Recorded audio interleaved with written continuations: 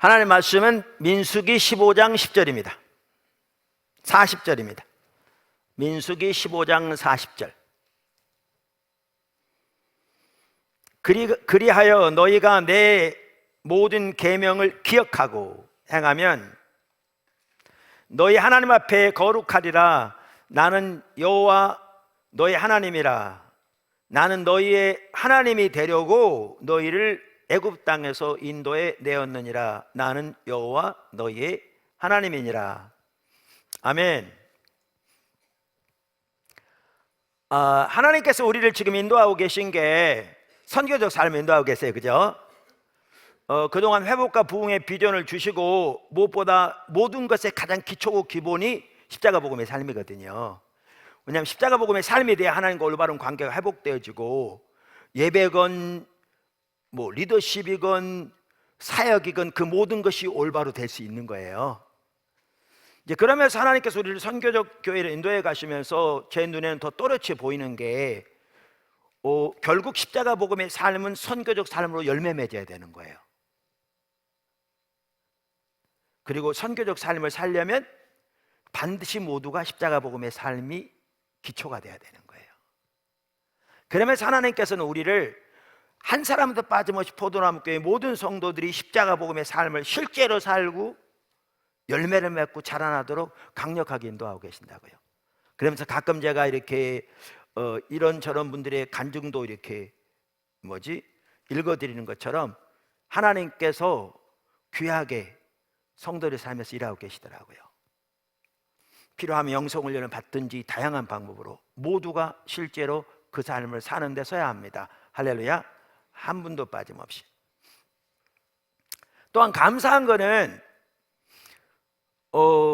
제가 이런 얘기를 반복적으로 나누는 것은요, 여러분들이 늘 그것을 기억하고 여러분 삶 속에 하나님이 어떻게 일하신가를 주시해보고 같이 거기에 맞춰 따라가기 위한 거예요. 그래야 주님이 뒷받침이 있거든요. 그래야. 감사하게도 그러면서 이 시리즈를 살펴보되 말씀 묵상을 통해 하나님과 동행하는 삶을 살펴보잖아요. 이렇게 하나님을 알고 또 선교 삶을 나가기 위해서도 그 한 중요한 부분이 말씀 묵상을 통해서 하나님과 교제할 뿐만 아니라 주님의 뜻을 알아 가운데 함께하는 그 삶이잖아요. 그래서 살펴보는데 우리가 말씀 묵상을 통해서도 하나님의 뜻을 알아야 된다고, 다시 말해 하나님의 음성을 들어야 한다고요. 그런데 이때 우리가 일부 사람들은 이게 하나님 뜻이라고 이렇게 했다가 또 다음 순간 이렇게 하면 하나님 뜻이라고 그러고 다시 이렇게 하면 하나님 뜻이라고 그러고 완전히 갈짓자를 긋거든요. 완전히 혼동되는 거죠. 그래서 중요한 게 뭐냐 하면 우리의 사역을 위한 하나님의 비전을 보아야 한다고요. 그리고 그 비전에 맞춰서 하나님의 인도하심이 분별되어져야 혼동되지 않고 일관성 있게 쫙 나가거든요. 바울이 그랬고 포도나무 교회를 인도하신 인도를 보면요, 우리 그 스태프들 중에서 한 분이 그런 분이 있어요. 이렇게 자료들을 정리하다 보면 목사님 20년 전에 하나님께서 말씀하시고 인도하신 것과 지금 인도하신 게 정확하게 일직선상에 있네요. 놀라운 거죠. 20년 전에 얘기하시고 인도하셨는데 지금 똑같은 일을 하고 계시고 그 연장수 일하고 계시니까요. 너무 놀라운 거죠. 그러니까 그렇게 얘기해. 왜 그런 줄 아세요? 그게 제 머리에서 나온 게 아니고요, 그게 제 지혜에서 나온 게 아니고 제 의견이 아니었고요, 주님이 지금 말씀하신 대로 전반적으로 하나님의 비전을 보시고 앞서가시면서 그 비전에 따라 순종할 때, 그래서 그런 거고, 주님이 더 확실하게 보여져 가면서 오늘 지금 아까 나눈 것처럼 국제학교만 하다 확대되어지되 정확하게 일직선상에 있는 거죠. 정확하게. 그래서 하나님 말씀하신 것이 성취돼 가고 확대돼 가고 정확하게. 그래서 그렇게 해야 되는데, 제가 그러면서 나눈 게 뭐였냐면, 적지 않은 성도들이 교회 사역을 위한 하나님 비전 따로 있고 자기 사역을 위한 하나님 비전이 따로 있는 것처럼 생각하더라. 근데 그렇지 않다는 거죠. 그렇지 않다는 거죠. 왜냐하면 하나님께서 모든 창조 세계를 창조하셨어요. 할렐루야.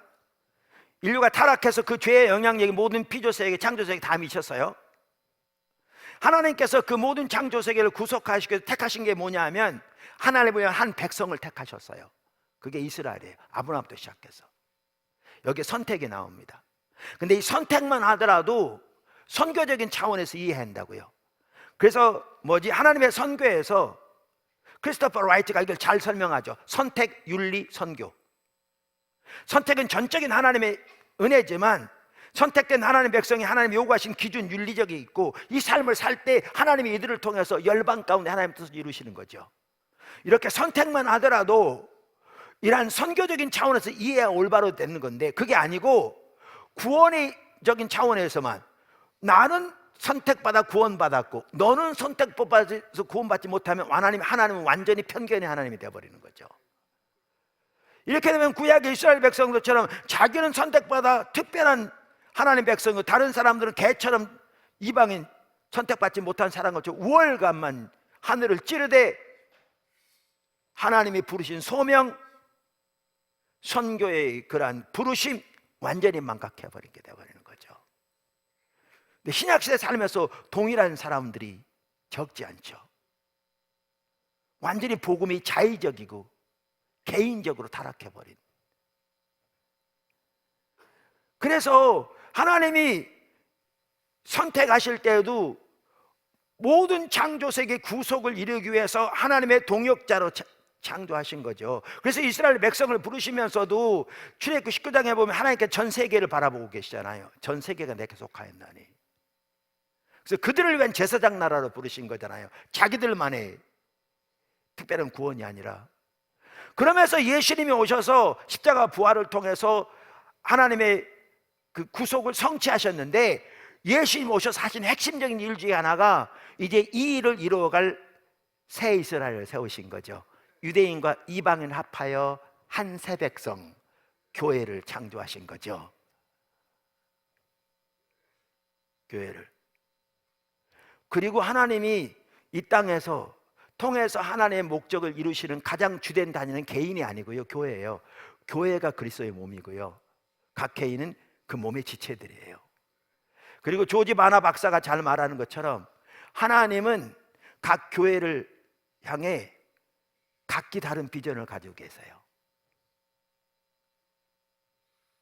예를 들면 바울을 향한 하나님 비전이 달랐고 베드로 향한 하나님 비전이 달랐듯이, 여기 큰 그림이 있다면 퍼즐 조각이 있으면 다양한 퍼즐이 있어서 그게 맞춰져야 되는 것처럼 큰 그림은 하나님의 그림이고 그 안에서 각 교회를 향한 비전이 다를 수 있다고요. 심지어 같은 지역을 향한, 같은 지역에 있는 교회를 향한 하나님의 비전이 다를 수 있다고. 왜? 똑같다면 경쟁시키는 것밖에 안 되니까. 그럼 보십시오.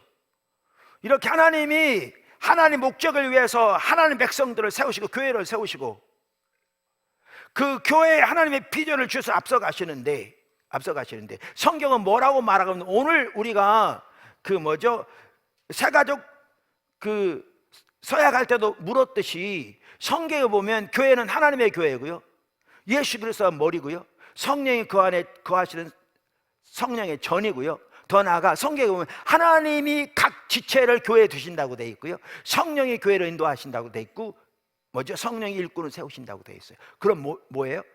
하나님이 하나님의 교회를 세우시되 지체를 거기에 두시고 하나님의 목적을 이끌어 가시는 거예요. 그러면 하나님의 교회를 향한 비전 따로 있고 내 비전 따로 있는 게 아니에요. 그러니까 사람들이 혼동되는 거죠. 그러니까 사람들이 교회를 향한 하나님 비전을 알겠는데 내 사역을 위한 하나님 비전은 뭐냐 이러고 있는 거죠. 지금 주님이 일하고 계신데 다 무시하고. 그게 아니고 하나님께서 교회에 불러 모으셨으면, 질문처럼, 그러면 하나님께서 포도나무 교회의 사역을 하나님의 비전을 향해 인도해 가실 때 우리는 지체로서 그 안에서의 눈과 귀가 다르듯이 각자의 사역을 위한 부르심이 있는 거예요. 비전이 있는 거예요. 그 토대 아래. 그리고 거기에 힘쓸 때 하나님 뒷받침하시는 거예요. 그래서 제가 이 부분을 자주 나누잖아요. 왜 나누냐면 여러분 늘 인식하도록. 사실 한두 번 들어서 인식 못하거든요. 그런데 제가 감사한 게 최근에도 어떤 분이 저에게 와서 얘기하는 중에 하나님이 그 일을 정확하게 성도의 삶 속에 하고 계시더라고요. 과거에는 교회 이 사역을 위한 하나님 비전이 따로 있고 내 사역을 위한 하나님 비전이 따로 있는 줄 알았는데 그게 아니고 내 사역을 위한 하나님의 비전이 곧 교회의 사역을 위한 하나님의 비전 정확하게 일치되면서 그 토대 안에서 자기의 사역을 위한 비전이 보인 거죠. 최근에도. 그래서 제가 나눈 것처럼 각자가 주님을 찾게 하고 계시고 그러면서 놀라운 열매들, 회복들, 은혜들이 성도 삶 속에 있게 하시고 자기 일, 사업 다양한 부분에서 이 일만 하더라도 하나님이 이렇게 인도해 가시면서 그 하나님의 그 포도나무 교회 사역을 하는 하나님의 비전을 토대로 각자의 이 사역을 위한 하나님 비전을 보이셔 따라가게 하시는, 그러면 주님이 뒷받침하고 계시는 그 일들을 하고 계세요. 그래서 여러분 모두가 그렇게 서야 돼요. 할렐루야. 예, 그래서 여러분 모두가 그렇게 서기를 주님으로 다시 한번 축원합니다. 자, 그리고 그런 관점에서 우리가 말씀 묵상을 통해 하나님과 동행하는 삶을 살펴보고 있는데, 그런 관점에서 살펴보고 있는데 참 놀랍다니까요. 우리 아프리카 프로젝트만 하더라도요, 그 실무자들 저한테 감격해서 막 문자를 보내요. 왜냐하면 전혀 예상치 않은 데서 하나님 도우비 성격 막 펼치시는 거예요. 도울자를 붙이고 배우게 하시고 막 연결시키시고 전혀 예상치 않은 데서 너무나 놀랍게. 그러면서 하나님이 앞서가시는 게 이런 거구나, 그렇다고 저한테 놀라서 문자를 보낸다니까요. 제가 또 감사한 게 뭐냐 하면 저번에 KWMF하고 사다보면 청년선거 MOU를 맺었잖아요. 두드림 투게더. 정말 그게 제대로 된 거예요. 전 세계에 나가 있는 선교사님 단체 전체하고 우리가 전 세계 매년 세계 250개 지역에 1000명의 젊은이들을 1년씩 파송해서 훈련받고 언어를 배우고 민족을 섬기고 자기 뒤를 돌아보고 앞을 바라보고 주님 안에서 열방을 보고 선교 훈련받고 리더십 훈련받고 어마어마한 일들이 날 거거든요. 우리 다녀온 젊은이들 봐도 정말 놀랍고 앞으로 더 그럴 거거든요. 자, 그래서 말씀 묵상이 그 중에 하나님과의 교제뿐만 아니라 하나님의 행하심 보고 따라가는데 매우 중요한데, 그동안 여러 요소들을 살펴보았고요. 이제 구체적인 방법들을 살펴보고 있습니다. 구체적인 방법들을 살펴보면서 하나님과 정기적인 만남의 시간이 필수다, 성경을 자세히 읽어야 한다, 묵상이 중요하다 등등을 살펴보았습니다. 제가 쓴 기초성경 공부 2권에 보면 묵상에 대해서 구체적인 방법을 이렇게 요약하고 있습니다.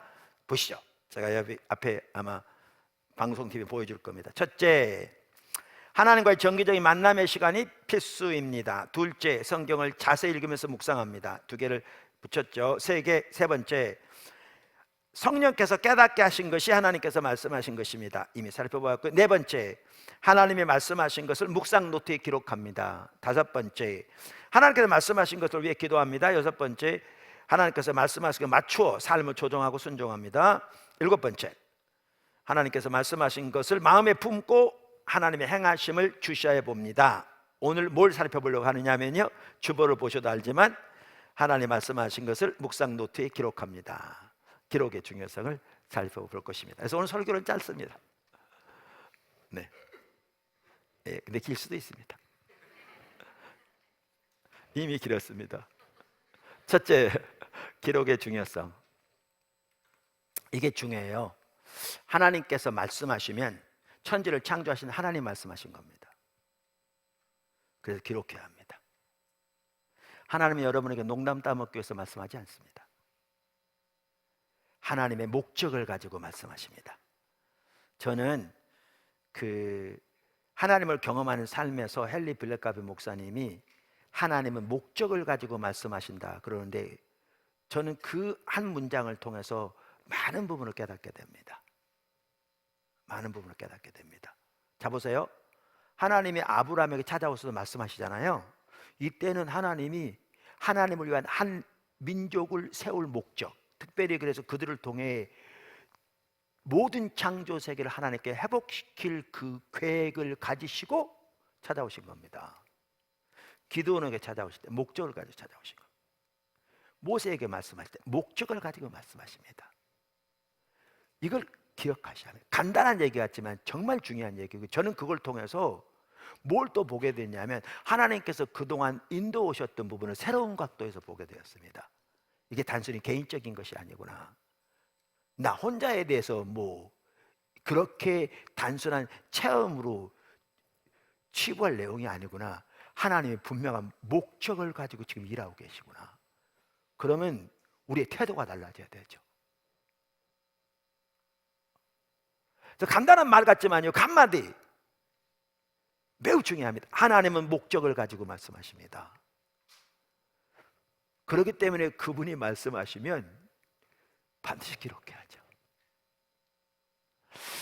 지난 주간에 다음 세대 교회 개척 프로젝트, 젊은 목회자들을 훈련시키는 거에 2년 동안 매월 한 주씩 합숙을 하면서 정말 귀한 일들이 많이 일어나고 있어요. 앞으로 기대가 돼요. 이게 반복되면서 우리나라 전체의 젊은 목회자들이 너무나 놀라웠게 세워질 것이 기대돼. 정말 신나요.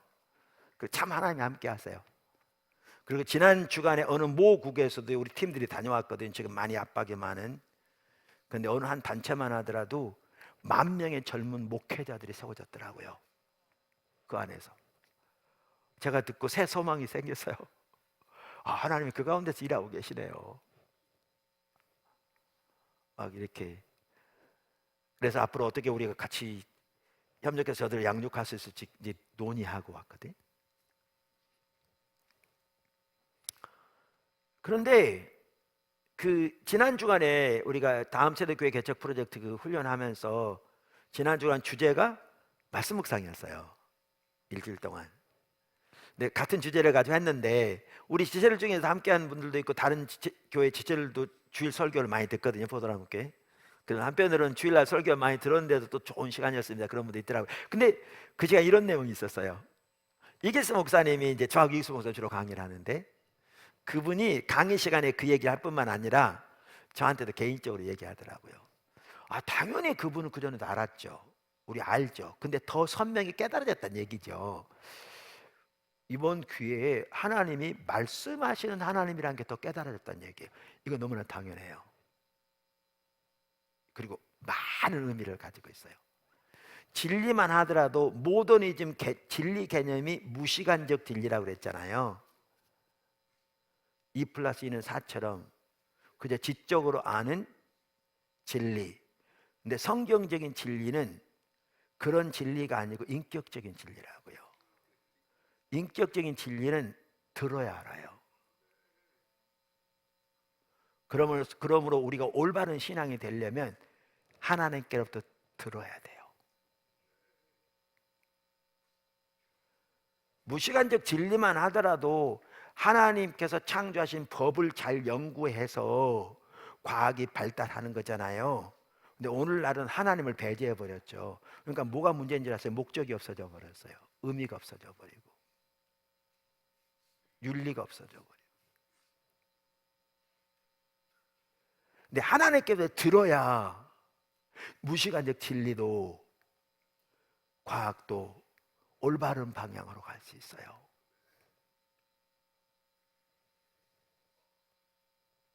하나님은 말씀하신 하나님이에요. 그러므로 인격적인 진리를 들어야 돼요. 들으려면 중요한 게 귀를 기울여야 돼요. 올바른 자세로.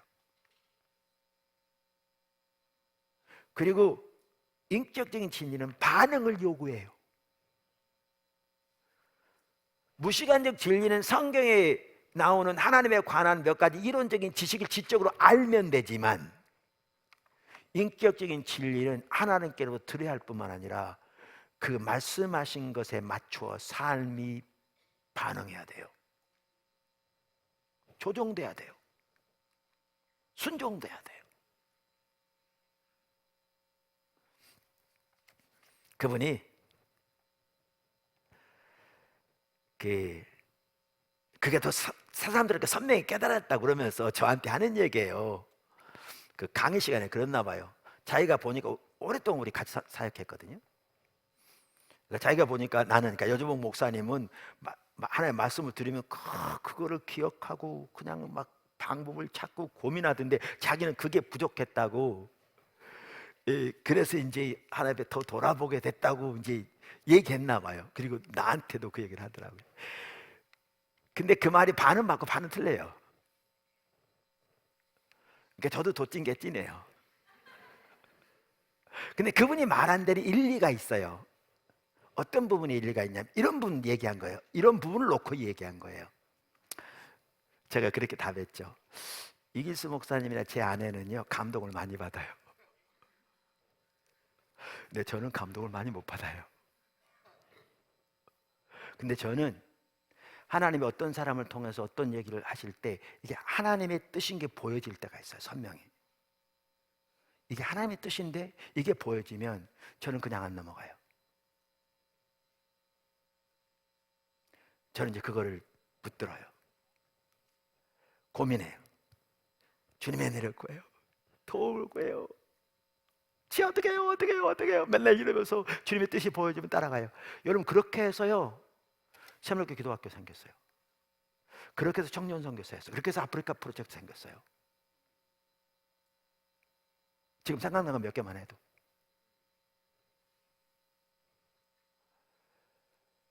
그렇게 해서 그 아시아 선교센터 세워졌어요. 그렇게 해서 어떤 분이 군성이 하시고 뭐 하나님 일하실 때 지금 주님이 일하시는데 이게 보였어요. 제 눈에. 그래서 그게 보이니까 교회에 같이 모여서 군성교와 관련해서 우리 주님의 뜻이 뭔지 같이 분별하고, 왜냐하면 주님의 뜻이 확실하면 우리는 거기 동참해야 되잖아요. 교회가. 그게 우리 DNA 속에 있어요. 그게 우리 신앙이에요. 하나님 말고 존재를 다해 사랑하는 하나님의 친밀한 교제가 우리 신앙의 본질이고, 이 토대에 당연히 하나님 행하심을 온 사람으로 동참하는 것이 우리의 신앙이에요. 그러므로 우리가 하나님의 행하심이 보이면 그 일에 동참하는 게 우리의 신앙이에요. 그래서 개인적으로 교회적으로 포도나무 교회는 그게 우리의 DNA 속에 있어요. 아예 그것이 우리 교회의 부흥에 소위 말하는 숫자적인 성장에 유익이 있건 없건 그거는 고려 대상이 아니에요. 하나님의 뜻인가 아닌가가 중요한 거예요. 뜻이면 동참하는 거예요. 대가를 지불하고. 우리 ROTC 학군단 코로나 전에 113개 전체 섬길 때 한 간사님이 한 달에 20만 원만 들어간다고 해보십시오.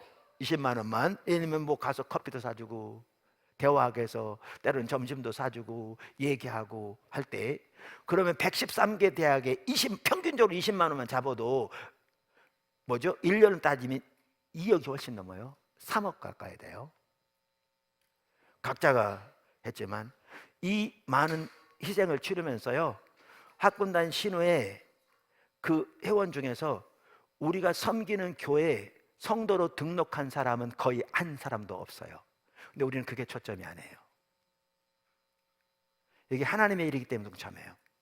그래서 그때 젊은 장교들이 대규모로 군교회로 갔고요. 막 가면 사병대 살아가면서 막 이렇게 사진 찍어가지고 인증사 보내요. 그랬어요. 그러니까 다시 그게 지금 돌아오고 있어요. 우리는 눈에 보이는 어떤 개인의 이득을 위해서 교회 성장을 위해서 사업의 확장을 위해서 일하지 않아요. 그리고 우리 결정할 때부터 이게 우리에게 얼마나 유익하냐를 우리는 고려하지 않아요. 우리의 고려 대상은 딱 하나예요. 하나님 뜻인가 아닌가. 한 가지만 분별해요. 그래, 하나님 뜻이면 동참해요. 하나님의 뜻이면 주님이 따로 말씀하지 않아도 아버지를 내 일로 알고 혼님으로 동참하는 게 우리의 신앙인 것이 우리 DNA 속에 있어요. 저는 모든 성도가 그게 있어야 한다고 확신해요. 교회가 있고요. 그래서 하나님이 일하신대? 그래가지고 그러면 하나님 뜻을 분별하기 위해서 교회가 모였죠. 모여서 이 자리에서 저녁 예배 시간에, 오래전 얘기니 그때는 제가 저녁 예배 인도했거든요. 그랬더니 이분 저분이 하나님 감동 주신다고 그러는데, 제가 보기에는요 무슨 과대망상증 환자들이 모여서 기도하는 것 같았어요. 국가의 운명이 어떻고 나라의 미래가 어떻고, 아니 한 교회에서, 그것도 수만 명 되는 교회도 아닌 교회에서 모여가지고 군성교가 하나님의 뜻인가 우리 사역에 그거 분별하고 모였는데 국가의 미래가 어떻고 그게 말이 되냐고요. 어떻게 보면 정신병자들 같죠. 한 가지는 분명했어요. 하나님 뜻인 거 확실했어요. 그래서 우리가 동참했어요. 근데 그게 계기가 돼서 거의 3군을 섬기다시피 하고 지금도 그렇게 하고 있고, 청년 선교가 세워지고 군 선교하고 캠퍼스 연결돼주고 열방의 두드림이 연결돼 매년 1000명 250명 목표를 가지고 확대되고 있고, 그리고 직장으로 앞으로 연결되고, 이게 돌아가면 우리나라 다음 세대는 근본적으로 돌이켜질 거거든요. 그러면 그때 주어졌던 어떻게 보면 과대망상증 환자 같은 그런 감동들 결코 인간의 생각이 아니었던 게 보이거든요. 근데 어디서부터 시작한 줄 아세요? 이거 하나님의 뜻인데?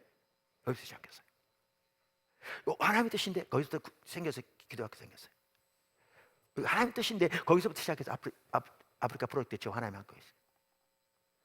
이거 하나님의 뜻인데? 거기 시작돼서 지금 필리핀 아시아 선교사도 세워졌어요.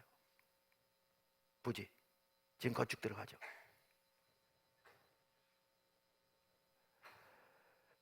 그래서 하나님은 이제 그 부분을 본 거예요. 이제 그 부분을 그런 건데, 주님이 말씀하시면 그분이 말씀하신 거기 때문에 그분은 목적을 가지고 말씀하세요.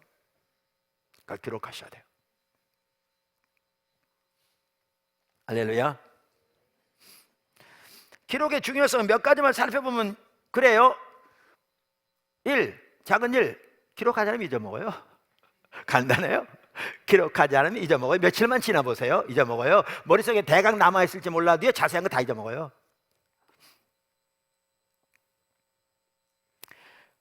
하나님이 기록의 중요성을 저한테 훈련시키는 거 하나가 있어요. 그러니까 제 입장에서 보면요, 말씀 묵상하고 설교가 비슷해요. 예를 들면 이런 거죠. 제가 말씀 묵상을 했는데 하나님께서 어떤 부분을 또렷하게 저에게 보이셨다, 말씀하셨다. 이게 내 개인에 해당되면 말씀 묵상이고요, 이게 교회에 해당되면 설교예요. 저는 목회자니까. 그러니까 두 개가 이 성격이 같아요. 그래서 기록의 중요성을 제가 설교 준비에다 대입하면 쉬워요. 저는 설교할 때요, 뭐든지 우리 작년에 어느 교단에 한 그 지방의 목사님들 대상으로 설교 세미나를 했거든요. 엄청 하나님 함께 하셨어요. 내년에 더 큰 규모로 그 교단 그 모임이 아마 초청될 것 같아요. 기도해 주세요. 하나님 하시도록. 근데 제가 우리 선교의 목사님들에게 무엇을 설교할 것인가만 놓고 6시간 강의를 했거든요. 신학교에서 배우는 설교학 이런 거 빼고, 그건 다 전제하고 무엇을 설교할 건가를 놓고 6시간 강의를 했어요.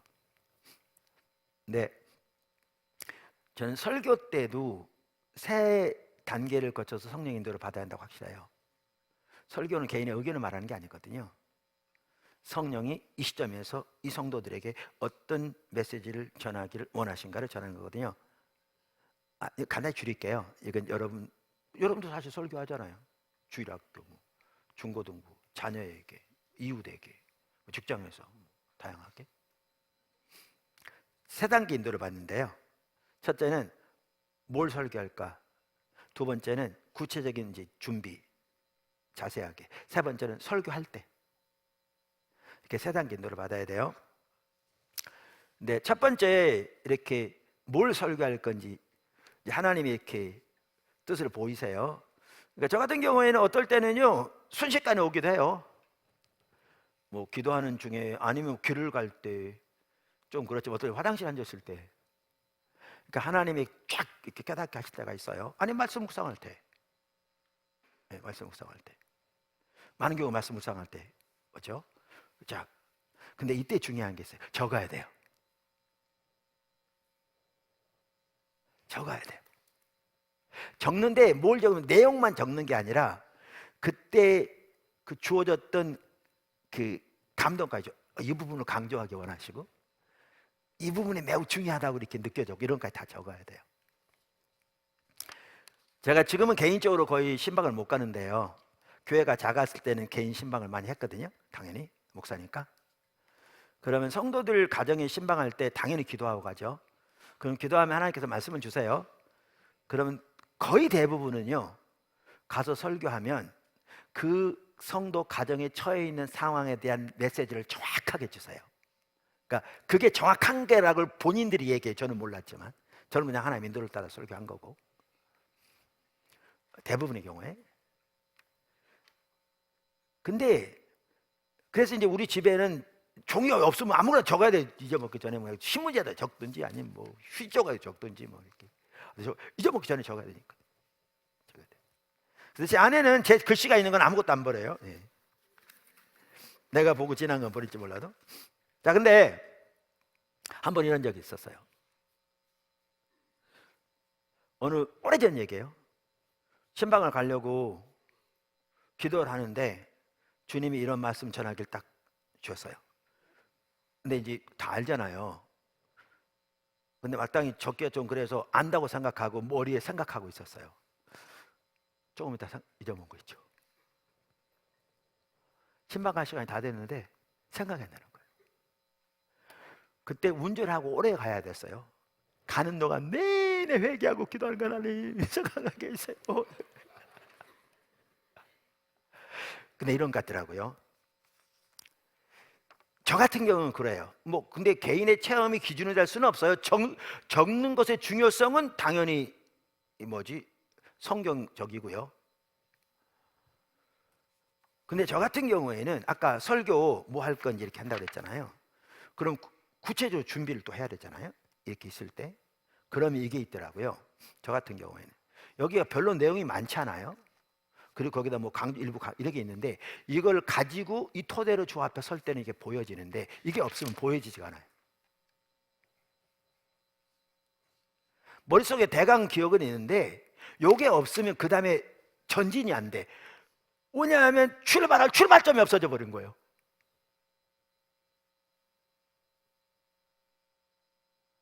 그러니까 이걸 가지고 이제 서서 이 토대 위에서 주님 앞에 묻고 또 이제 성경도 찾아서 이렇게 확인하고 또 관련 구절도 주님이 인도하신 대로 이렇게 찾고 연결하고 이렇게 해야 되는데 요게 없으면 여기 별 내용이 많이 없는데도 불구하고 요게 없으면 출발이 안 되더라고요.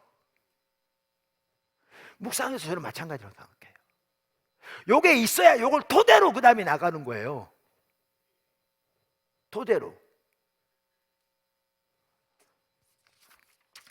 그래가지고 그 신방을 가는 내내 회개하고 생각이 안 나는데 그분이 이제 그 신방 하려고 문을 딱 열고 들어가는 순간에 깨닫게 하셨어요. 그래가지고 말씀 전하고 왔는데 안 그랬으면 말씀도 못 전하 버렸는데 갔다고 생각 안 난다고 아무거나 전할 수는 없잖아요.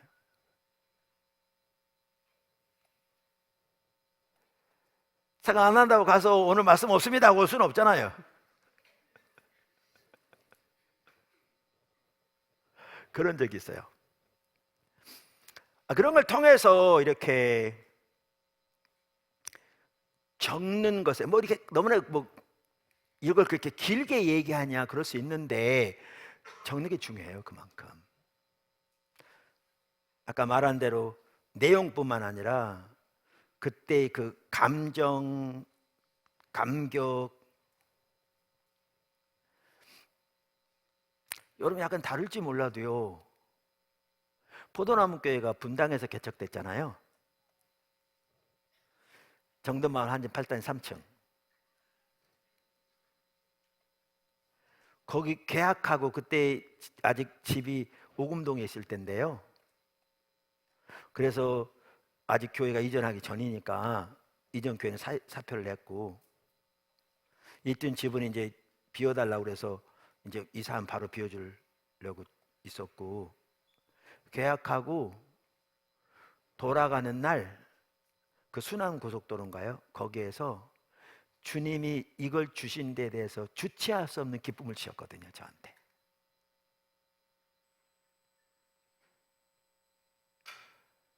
이 마음속에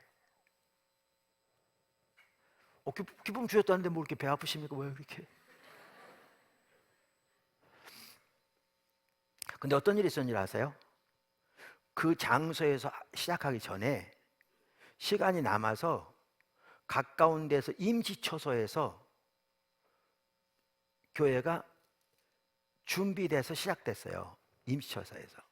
그게 다 세팅돼 있었기 때문에 한 4개월만 거기 있고 나올 때 그대로 그냥 내놓고 나오면 될 거잖아요. 그래서 임시초소에 들어갔어요. 가까운데 그런 교회가 나서 집에서만 모이다 보니까 외부 사람도 오기가 좀 그래서. 근데 그 임시초소에 갔을 때 사람들이 더해지기 시작했어요. 거기 일정 기간에 기틀이 마련돼 있어요. 그러니까 성도들 중에 일부는 거기 들어가지 말자는 거예요. 왜냐하면 또 헌금해야 되고 여기도 사람들 나름대로 잘 되고 있는데 저기 가지 말자는 거죠. 근데 제가 그 말 안 들었어요. 왜 안 들었는지 아세요? 단 한 가지 이유 때문에 안 들었어요. 뭐였게요? 계약하고 간 날 주체할 수 없는 기쁨을 주셨던 그것 때문에 안 들었어요. 왜냐하면 주님의 뜻이 여기 있는 걸 보이신 거잖아요.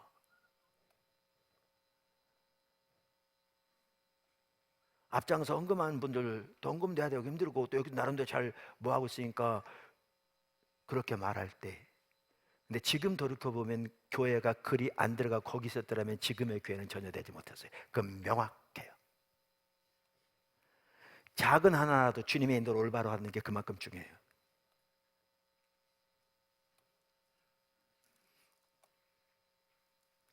운명이 달라질 수 있어요.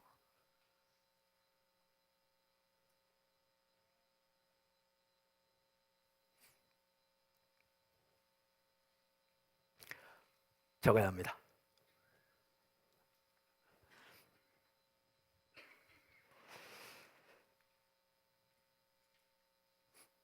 작은 두 번째, 기록함으로써 우리는 하나님께서 우리에게 말씀하신 것을 상기할 수 있습니다. 아까 얘기가 똑같은 얘기인데요, 다른 말로 한 거죠. 네, 상기할 수 있습니다.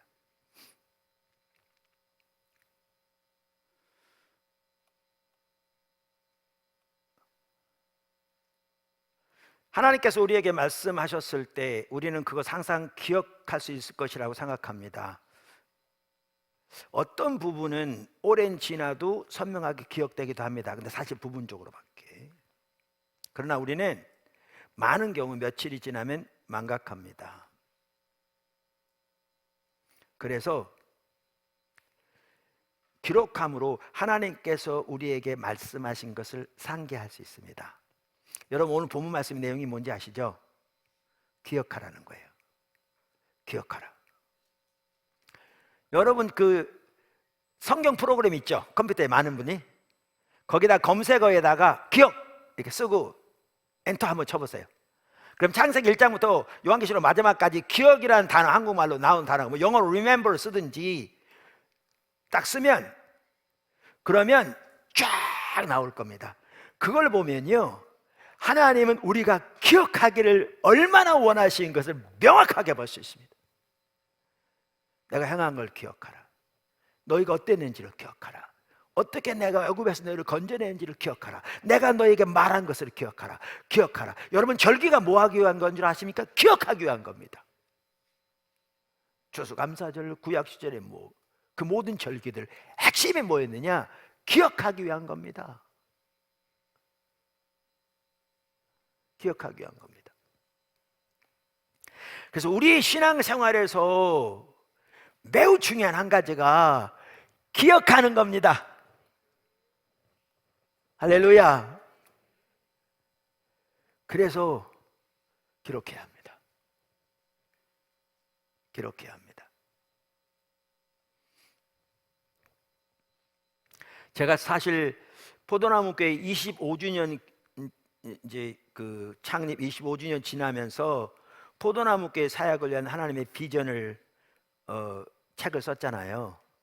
또 연세대 역사학과 나온 자매가 또 자료들을 모아서 포도나무교회 25년사를 썼어요. 그러니까 한 책은 그 역사를 공부한 사람의 입장에서 정리한 거고요.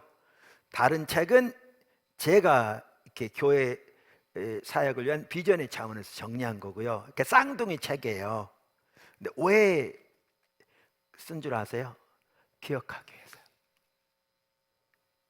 하나님이 이 교회를 어떻게 세우셨고 어떤 목적으로 세우셨고 어떤 비전을 세우셨고 지금까지 어떻게 인도할 계시고 앞으로 어떻게 인도할 것인가를. 왜? 지금 있는 성도들도 그 내용을 알아서 하나님이 우리를 어디서 어떻게 어디를 향해 인도하고 계신지 알아야 함께 갈 수 있을 것이고, 지금뿐만 아니라 앞으로 더해질 성도들도 앞으로 더해질 리더들도 이렇게 하나님이 인도해 주신 부분을 알고 거기에 서 있어서 그 방향으로 나가야 주님의 뒷받침을 경험하니까요. 핵심은 기억하기 위해서죠. 더 늦기 전에 그걸 써야 되겠다. 그래서 자료들 찾아가면서 최대한 정확하게 해야 되기 때문에. 근데 자료들 찾아서 하다 보면, 정리하다 보면 훨씬 더 많은 은혜를 받아요. 왜냐하면 제가 생각한 것보다 하나님 더 놀랍게 하셨거든요.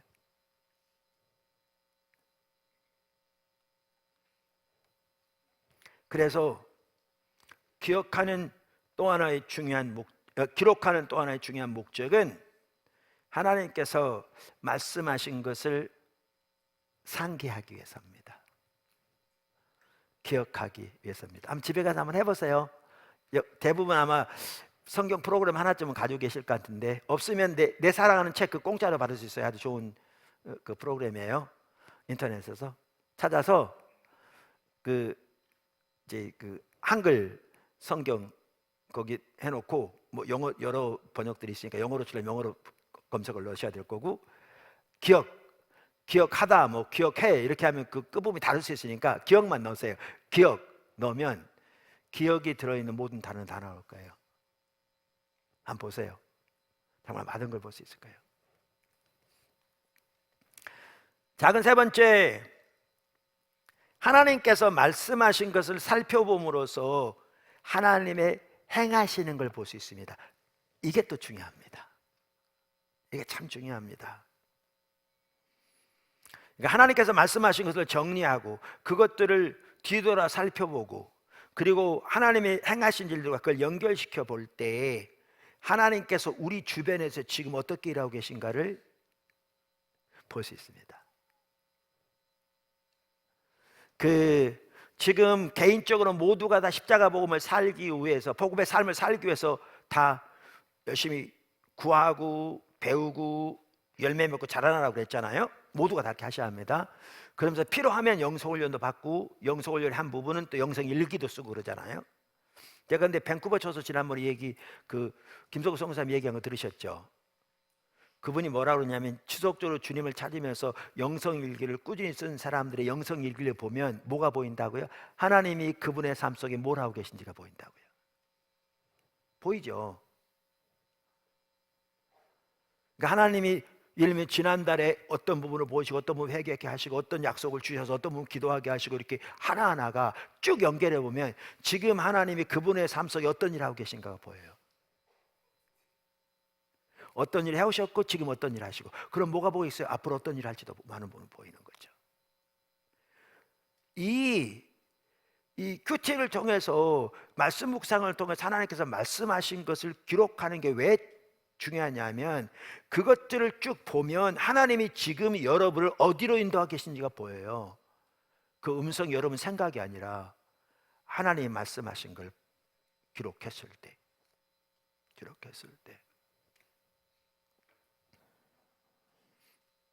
제가 조나단 에드워즈 얘기를 많이 하잖아요. 어느 시대건 하나님께 쓰임 받으려면 그 시대에 하나님 행하신 무엇인가를 주시해보고 그 일에 온 사람으로 동참해야 한다. 사실은 우리는 하나님의 뜻이 뭔가 항상 주시하는 자세가 필요하거든요. 그게 안 되면 어떻게 되냐 아세요? 다 자기 생각대로요.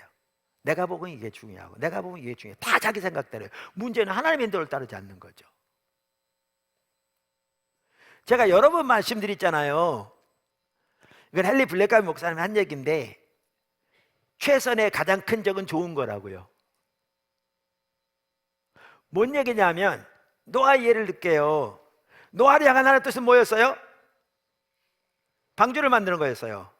하나님이 그 시대에 너무나 죄가 가득해서 물로서 세상을 멸하고 노아로부터 새로운 인류를 시작하시려고 하신 거 다 아시죠? 그래서 최선은 하나님의 뜻이 최선이에요. 할렐루야. 믿으십니까?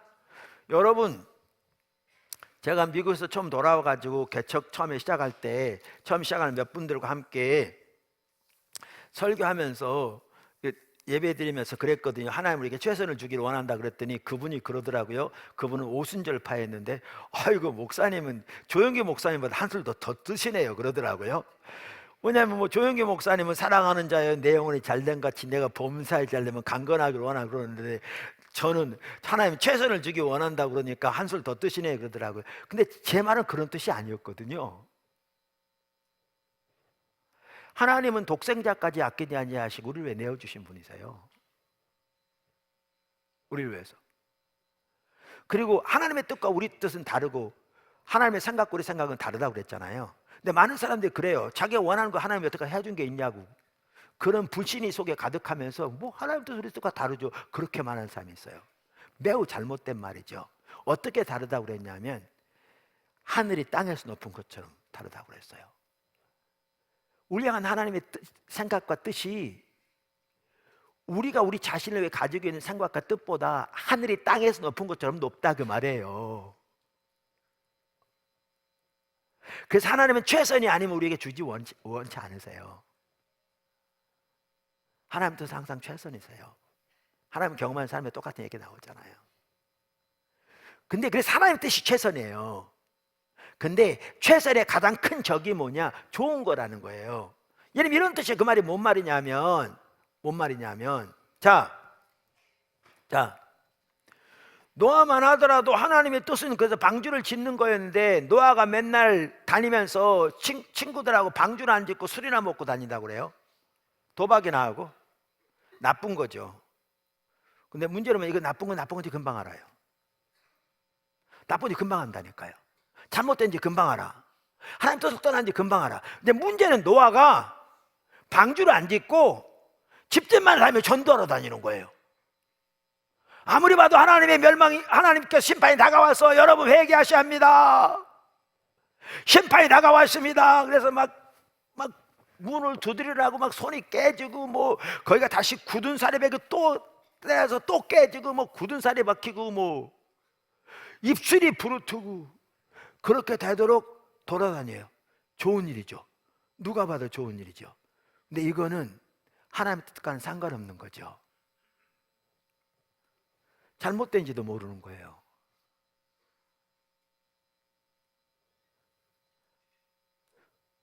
그래서 최선의 가장 큰 적은 좋은 일이라는 거예요. 나쁜 일이 아니고. 나쁜 일은 잘못된 거 금방 한다니까요. 우리가 하나님의 행하심을 모르면 다 자기 생각대로 한다니까요. 자기 생각대로 좋은 일이에요. 자기 생각대로 좋은 일 한다니까요. 나쁜 일 하는 게 아니고 좋은 일에 성경에 나와 있는 좋은 일 한다니까요. 뭐 사람들과 만나서 나름대로 교제하고 기회되는 대로 복음을 전하려고 노력하고 누가 봐도 좋은 일이죠. 문제는 하나님의 비전, 하나님의 뜻을 벗어나면 노아를 생각해 보시라니까요.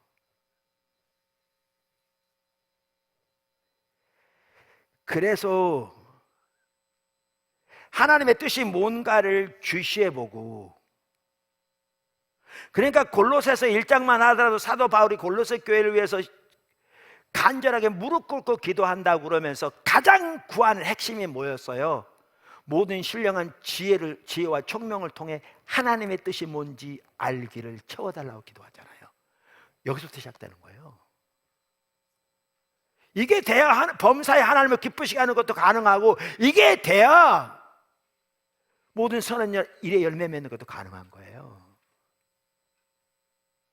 근데 오늘날 우리는 너무나 많은 경우에 그저 좋은 일 해요. 그저 좋은 일이에요. 그래서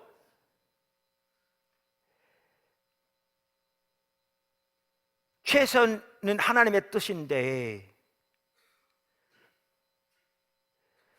우리가 그 하나님의 행하심을 볼 수 있는 중요한 한 가지가 아까 말한 대로 하나님께서 말씀하신 걸 쭉 살펴보므로 하나님이 지금 어떻게, 어디서 일하고 계시고 어디로 인도하고 계신가를 알 수 있는 거예요. 제가 왜 주일 낮 시간에 아까도 길게 쭉 설명한 줄 아세요? 여러분에게 하나님이 지금 뭘 하고 계신지 알려드리려고요. 제 개인의 생각을 말하고 있지 않아요.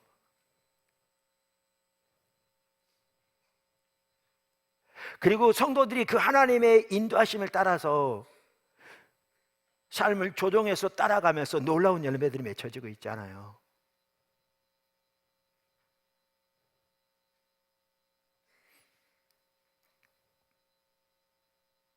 작은 네 번째,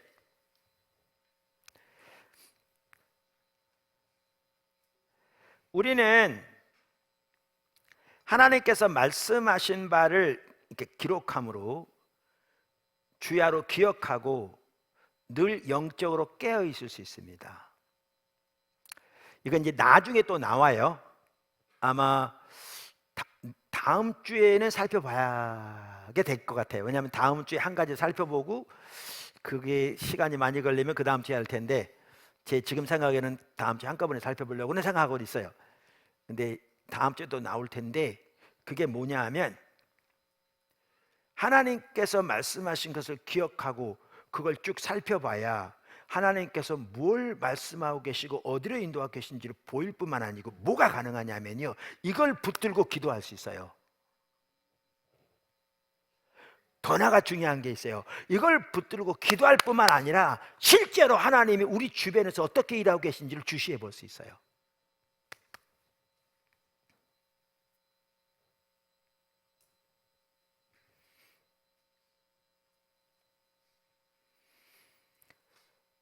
그러니까 우리가 하나님께서 말씀하신 바에 우리가 경각심을 가지고 영적으로 깨어 있어야 우리 하나님께서 말씀하신 바와 관련해서 우리 주변에서 어떤 일이 일어나고 있는지를 주시해서 볼 수가 있다니까요.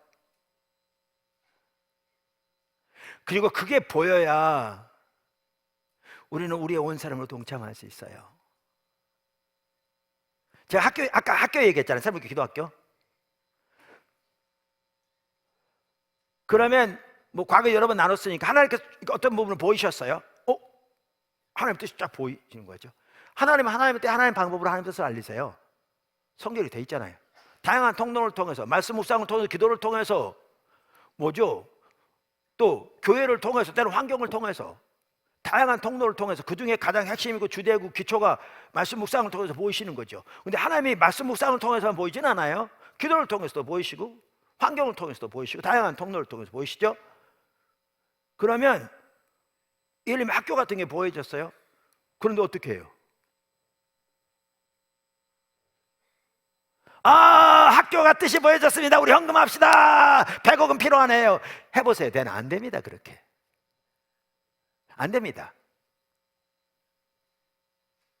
그럼 어떻게 해요? 그걸 품어요. 기도해요. 그러니까 맨날 징징거리죠. 더 잘하면 어떡합니까?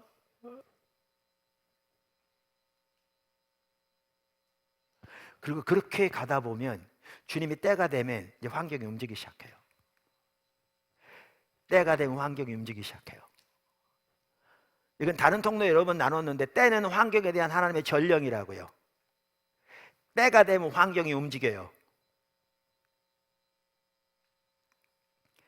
그럼 이제 하나님의 움직임이 보이면 그에 맞춰 조정하고 가면 되는 거예요. 그럼 주님이 일하세요.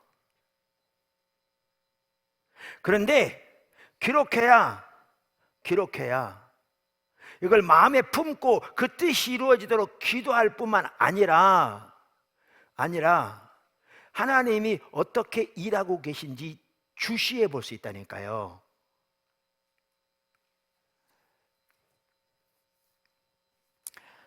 그 헨리 블랙가비 목사님 하나님을 경험하는 삶 책이 참 좋아요. 뛰어나요. 그 미 남침녀 교단에서 낸 책이에요. 아주 좋은 책인데 미 남침녀 교단 책 많이 나와요. 그 하나님을 경험하는 삶의 법 이런 내용이 나와요. 성경을 읽는 것은 제게 얼마나 흥분되는 기대의 시간인지 모릅니다. 하나님의 영은 하나님의 마음을 아십니다. 그분은 하나님이 제 인생에서 어떤 일을 하실 준비가 되었는지 알고 계십니다. 성령님이 알고 계시죠? 그리고 하나님의 영은 하나님과 그분의 목적들과 길들에 대한 저의 이해를 열어주시기 시작합니다. 성경을 통해 하나님 말씀하신다 그 얘기죠. 저는 이것을 아주 심각하게 받아들입니다. 다음은 하나님이 그분의 말씀을 통해서 진리를 계시하실 때, 이게 하나님 말씀하신 거예요.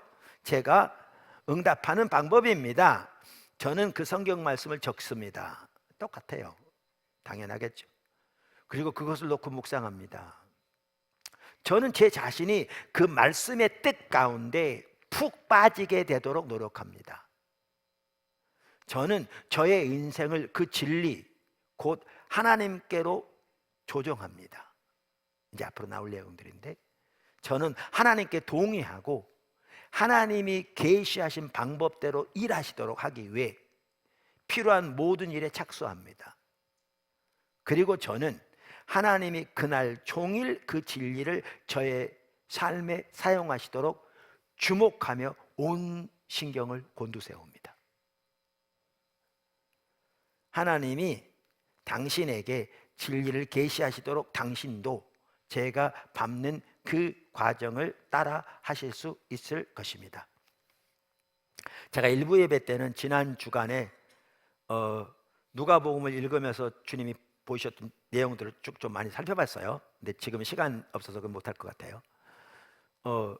그랬는데 이제 다음에 나오겠지만 이거 왜 중요하냐면요, 우리는 이런 경향이 있어요. 우리는 기도해요. 또 열심히 기도해요. 우리 한국 사람들 쫙 어떤 삼창하고 기도해. 근데 돌아서면 그냥 잊어버려요. 주님이 오늘날 어떻게 하시겠지. 자, 다시 와요. 그럼 또 기도 놓고 또 쫙 기도해요. 돌아가면 그냥 잊어버려요. 때가 되면 주님이 어떻게든 하시겠지라고 생각하는 거예요. 근데 아까 말한 그 하나님을 경험하는 삶에 보면 참 그걸 잘하고 있어요. 그러니까 저도 구체적인 세분화된 부분에서 많이 배우거든요. 전반적인 틀은 하나님께서 성경을 통해 저에게 깨닫게 하셨고 그 같은 맥락인데요, 이제 세세한 부분에서는 많이 배우기도 하는데, 그분은 이러는 거죠. 우리가 기도하면 하나님 응답하실까 안 하실까요? 답이 없구나. 다시 물어볼게요. 우리가 기도하면 하나님 응답하신다고 성경에 써 있나요, 안 써 있나요? 네, 그건 답이 빨리 오네요. 네. 자, 우리가 기도하면 성경에 하나님이 응답하신다고 써 있어요. 그러니까 실제로 우리가 막 기도하는데 돌아서는 잊어버린다는 얘기는 응답하실 거라고 실제로 안 믿는 경우도 있는 거죠.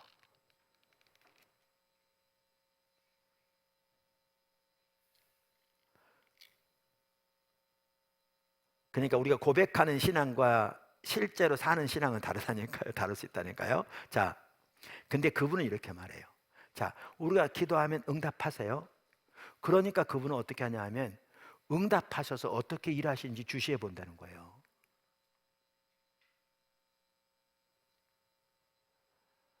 그러니까 하나님이 행하신 걸 보고, 그게 이제 보이죠. 아까 나눈 대로. 그럼 붙들고 기도해요. 이것도 여기 써 있는 것처럼 이제 나좀 앞으로 나올 거고, 기도해요. 그럼 기도하고 끝나는 게 아니라 기도했고 지속적으로 기도하기 때문에 우리가 기도하면 하나님이 실제로 응답하신다고 성경에 써 있고 우리는 그걸 믿기 때문에 기도하고 이제 하나님이 실제적으로 어떻게 우리 삶에서, 삶의 주변에서 일하고 계신지를 주시해 보는 거예요. 왜? 이걸 주시해 봐야 주님이 일하실 때 동참할 수 있죠.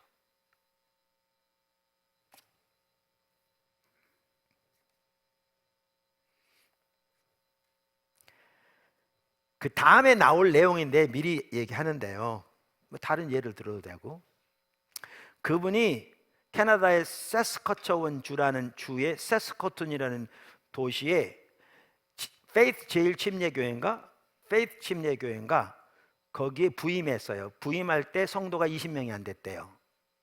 작년 성도가. 근데 부임한 지 얼마 안 돼서부터 하나님이 그 세스커튼 주라는 큰 주 전체의 주요 도시마다 복음적인 교회를 세우기 원하신 거예요. 지교회 세우기 원하신 거예요. 본교회가 20명도 안 되는데. 근데 일은 하나님의 자원으로 하는 거잖아요. 그러니까 성도들을 훈련시키고 하나님의 길을 가르쳐가는 거죠. 우리 자원하는 게 아니라고. 그래서 많은 간증들이 그 책에 있잖아요. 근데 한번 이런 게 있었어요. 그러니까 교회에 그 주 지도를 놔두고 도시별로 기도 제목이 있는 거예요. 이 도시를 위해 기도해 주세요. 이 도시를 위해 기도해 주세요. 이 도시를 위해 기도해 주세요. 근데 어느 어떤 사람이 지나가다 묻는 거예요. 이게 무슨 뜻이에요? 이제 이게 중요한 거예요. 많은 사람들이 이렇게 반응했을지 몰라요. 아, 그거요? 우리 교회 기도 제목이에요. 그랬으면 끝났을 거예요. 근데 하나님께서 인도하신 걸 품고 기도하면 어떻게 해요? 주시해 봐야 되잖아요. 그래서 그런 자세로 그분에게 이제 그분이 물을 때 아마 그 헨리 블러카이 목사님이 만난 것 같아요. 그거를. 그러니까 그분이 그렇게 한 것 같은데 누군지는 거기 안 나와 있는데 하나님이 그 교회를 어떻게 인도하고 계시고 지금 이것이 뭘 의미하는지를 설명해 준 거예요. 그랬더니 그분이 울기 시작합니다. 큰 소리로.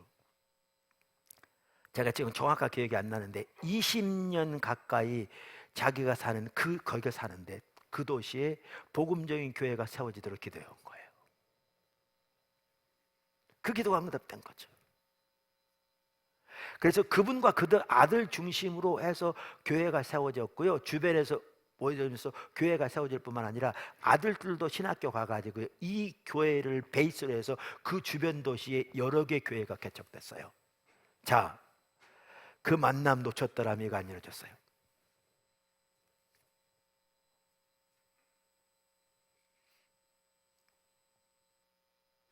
이 만남 놓쳤더라면 이거 안 이루어졌다니까요. 우리는 기도하면 어느 날 들으시겠지라고 그냥 잊어먹고 돌아와서 또 그냥 줄기차게 부르시고 또 잊어먹고 줄기차게 부르고 또 잊어먹는다니까요. 그런데 말씀드린 대로 하나님께서 지금 뭘 하고 계신지 우리를 어디로 인도하고 계시 보이면 아까 광고 때도 나눴는데 우리는 그걸 붙들고 기도해야 돼요. 그리고 기도하면서 우리는 뭘 해야 되냐면 하나님이 우리의 기도에 응답하셔서 실제 우리의 삶의 현장에서 어떻게 환경 가운데 움직이고 계신지를 주시해 보아야 돼요. 이 말은 모든 사람들 하나님 보내신 사람이라 그 얘기는 안 해요. 그런데 하나님이 보내실 때 그걸 분별할 수 있어야 돼요. 모든 환경이 다 하나님이 역사에서 일어난 일은 안 해요. 그러나 하나님이 우리의 기도의 응답으로 역사하실 때 그걸 분별할 수 있어야 돼요. 과거에 했던 얘기인데요. 포도나무교회 초기에 어떤 자매가 포도나무교회 등록을 했어요. 그 집에 어떤 일이 있었냐면 바로 그 전에 제 아내하고 저하고 제 아내 또 우리 애들 누가 표를 줘가지고요.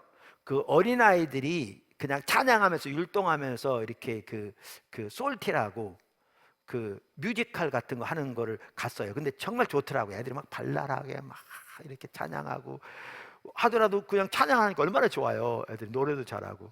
근데 갔다 오더니 제 아내가 우리 교회도 개척교회인데 얼마 되지도 않는데 우리 교회도 저런 게 생겼으면 좋겠다 기도하기 시작한 거예요. 저는 꿈도 야무지다고 그렇게 생각한 거죠. 근데 하나님이 그렇게 기도하게 하셨대요. 진작부터 좀 알려줬으면 좋았을 텐데 하여튼 뭐 저는 그랬어요. 그 즈음이에요. 그 즈음인데 어떤 한 자매가 등록한 거예요. 근데 그 자매가 어디서 왔냐면요, 제가 그 전에 섬기던 교회 그 있을 때 두 번째 교회 개척한 거잖아요. 있을 때 같은 지방에 나가던 그 같은 지방에 있던 목사님이 섬기는 교회, 그래서 그 교회 제가 한번 가게 됐거든요. 그 교회에 나가는 성도였어요. 물론 거기서 바로 온 게 아니고 그 교회를 나와가지고 방황하다 몇 개월 만에 여기 온 거예요. 근데 제가 이게 참 문제예요. 이건 정의도 아니고 이건 그런데 목회 윤리도 아닌데 그 교회에서 나왔다고 제가 따뜻하게 안 받아들였어요. 내가 오라고 그런 것도 아니잖아요. 방황하다 돌다 온 거잖아요. 따뜻하게 받아주는 게 무슨 목회율을 어긴 것도 아니잖아요. 근데 이게 무슨, 그러니까 이게 잘못된 자만은 아니라도 뭔가 좀 왜곡된 것 같은데 그 친구 목사가 섬기는 교회에 다녔던 뭐라고 그러니까 얘기는 했지만 따뜻하게 안 받아들인 거예요. 잘못된 거죠, 태도가. 근데 그러다 보니까 아무래도 본인도 느꼈겠죠. 좀 나오더니 몇 개월 나오더니 교회를 떠났어요. 근데 그 자매가 떠나자마자 그 기도가 그쳤어요. 나중에 알고 보니까요, 몰랐는데 그 자매가 정확하게 그 일을 할 수 있는 사람이었어요. 보게 하시고 기도하게 하시고 기도 응답으로 하나님 환기금식 역사했었는데 전혀 분별하지 못하니까 쏟아져 버린 거죠. 그래서 비슷한 사건이 나중에 한참 후에 있을 때는 제가 그걸 기억하고 다르게 반응했어요. 기도하면, 품고 기도할 뿐, 기도하면 주님이 어떻게 환경 가운데 일하시는지를 주시해 보아야 합니다. 그러기 위해서도 기록해야 합니다. 시간이 다 됐네요. 오늘은 그러니까 말씀 묵상에서 기록하는 게 왜 중요한가 라는 걸 살펴봤습니다. 네, 정말 하나하나 부분이 매우 중요한 부분들입니다. 이런 걸 통해서 우리는 말씀 묵상을 통해 하나님과 구체적으로 동행하는 걸 배우는 겁니다. 하나님을 더 깊이 아는 것도 배우고요, 하나님의 뜻을 아는 것도 배우고요, 더 나아가 하나님이 어떻게 일하고 계시고 어떤 목적으로 지금 일하고 계시고 어떤 부분에 지금 운행하고 계시고, 그래서 우리가 그 하나님이 행하시고 어떻게 삶을 조정에 동참하면서 하나님이 어떻게 우리를 통해 하나님의 목적을 이루어 가시는 이 하나하나 일들을 배우게 되는 겁니다. 실질적으로 주와 동행하는 삶을, 그러면서 주님 안에서 자라나게 되는 겁니다. 할렐루야. 그냥 묵상하다가 내가 원하는 좋은 말만 취해가지고 그저 자기 임의대로 선택해서 그저 위로받고 그런 게 아닙니다. 그러려면 말씀 묵상을 통해서 여러분 살펴본 것처럼 하나님의 음성을 들어야 할 뿐만 아니라, 이 말은 하나님의 뜻을 발견할 뿐만 아니라 이렇게 하나님과 동행하면서 주님 안에 자라나야 합니다. 우리 포도나무교회 모든 지체들이 이렇게 되기를 바라고요. 묵상 노트 여기 제가 우리 교회 만든 거잖아요. 여기 보면 잘 나와 있습니다. 날짜, 기도로 시작해서 발견한 성경적인 진리, 이미 차이를 말씀드렸죠. 하나님 말씀하신 거. 그 다음에 여기에 보시면 말씀에 대한 반응으로 우리가 어떻게 하기를 원하시는지 묻고, 내 결단이 아니라 안 될 것 같으면 해보세요. 오늘 안 돼, 내일 해보세요. 놀라웠기 주님 안에 잘할 거예요. 하면서 이제는 그 말씀의 기도, 또 그 외에 여러 기도 제목들이 있겠죠. 가족 관계 안에 있는 부터 시작해서 그 다음에 품고 기도하며 사는 행을 주시해보고, 그 어떻게 환경 가운데 일하고 계신지를 보는, 그렇게 기록하면 되는 겁니다.